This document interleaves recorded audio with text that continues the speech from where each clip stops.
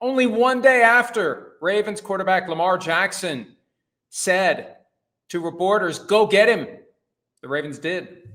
Jaire Alexander, cut recently by the Green Bay Packers. There wasn't a whole lot of buzz regarding teams that were interested in him. The one team that I recall addressing the possibility, the Rams, who've been linked to a Jalen Ramsey trade, Sean McVay, coach of the team, said within the past week or so that as politely as possible, it probably wasn't going to happen in LA for Jaire Alexander. It does happen in Baltimore. Former teammate of Lamar Jackson at Louisville. And I posted this earlier today at PFT. There are, I think, parallels between what the Ravens did in 2023 when they signed receiver Odell Beckham Jr. and what they're doing now by signing Jaire Alexander, a guy they don't really need. And the contract isn't crazy high by way of value. Now we know why no one traded for the $16 million or so he was due to make. I think it's a maximum value of $6 million on a one-year deal with the Ravens, an opportunity for Alexander to reestablish himself and maybe get paid more by someone else next year. But here's the key. 2 years ago, things were not good between the Ravens and Lamar Jackson. His rookie contract had expired. There'd been no real progress on getting him signed to a new contract. He asked to be traded. They applied the franchise tag, non-exclusive. No other team brought him in for a visit, but it just kind of felt like the Ravens had to start thinking about life without Lamar, and then boom, they signed Odell Beckham Jr., and that seemed to be a catalyst toward a consensus with Lamar. What's happening now is the Ravens would like to extend Lamar's contract, and he won't talk publicly about his deal, but obviously he'd like to be the highest paid player in the NFL. Who wouldn't? Whether you're in the NFL or not, you'd like to be the highest paid player in the NFL. This Jaire Alexander thing, it can't hurt. It doesn't mean it's going to happen, but it can't be regarded as a detriment to Baltimore's effort to try to get this deal done. And one thing that dawned on me today when I looked at the remaining years of Lamar's 5-year, $52 million per year contract, he's got 3 years left.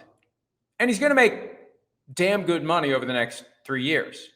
Even though we don't have a full guarantee for the full 5 years, he's been playing at a level where there's no reason for the Ravens to do anything other than keep paying him and keep making him their franchise quarterback. But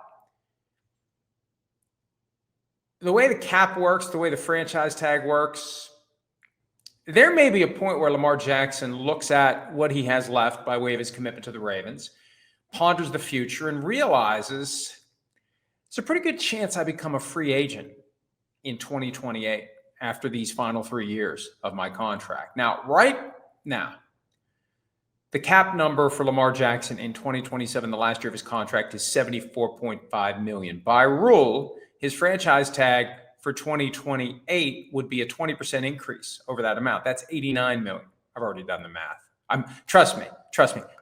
I could not do it, number one, mentally, and number two, that quickly. $89 million is what it would take to franchise tag him under his current cap number for 2027. That means they wouldn't do it.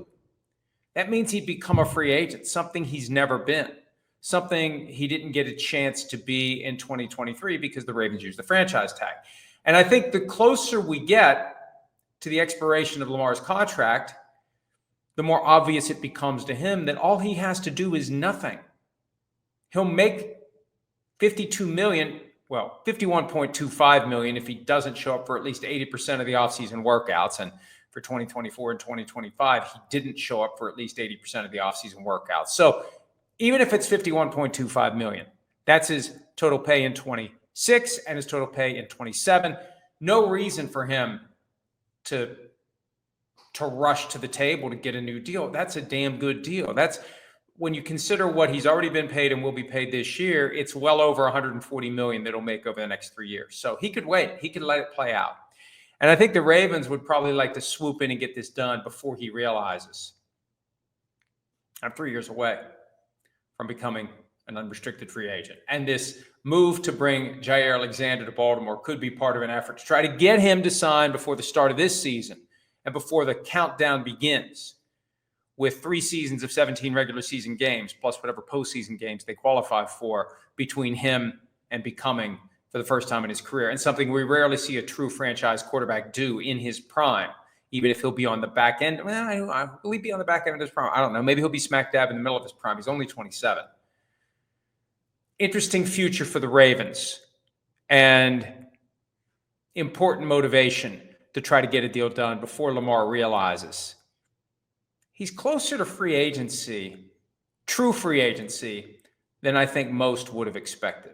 Back to Jaire Alexander, the fact that he is coming to the AFC North and will be playing for the Ravens, that means he'll be facing a quarterback he knows a thing or two about from his time in Green Bay.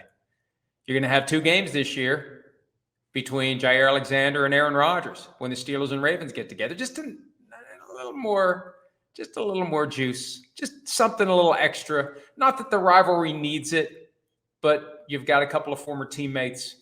Alexander is going to know some things about Rodgers. Rodgers is going to know some things about Alexander. Adds a little more spice to those 2 games to be played between Baltimore and Pittsburgh in 2025. Hi, it's Mike Florio. Thanks for watching PFT on YouTube. Hit subscribe for the latest news and analysis from Pro Football Talk.